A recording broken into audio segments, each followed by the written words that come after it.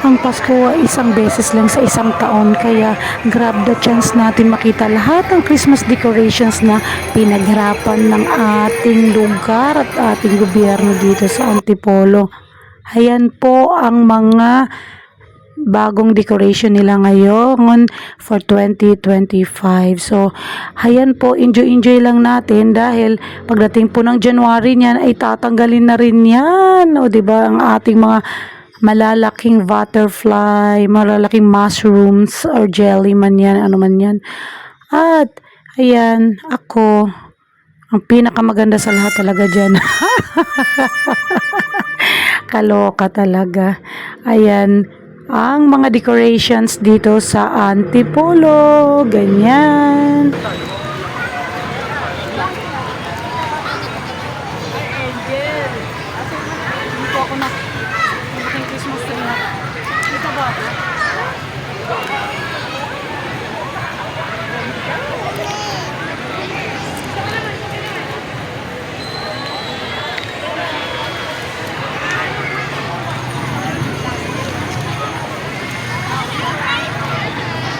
Nakita nyo ba yung Christmas tree?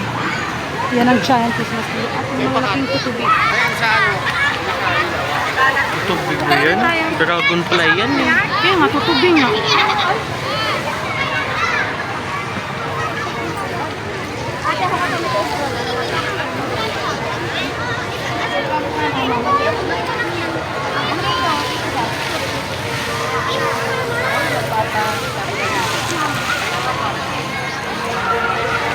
Daming tao.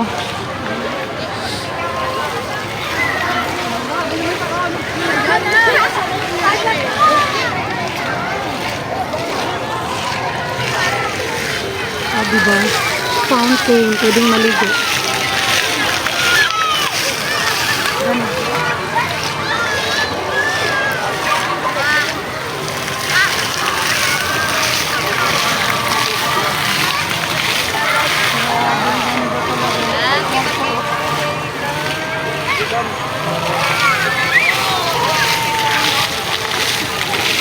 At yan ang Antipolo Plaza. Punta na kayo dito.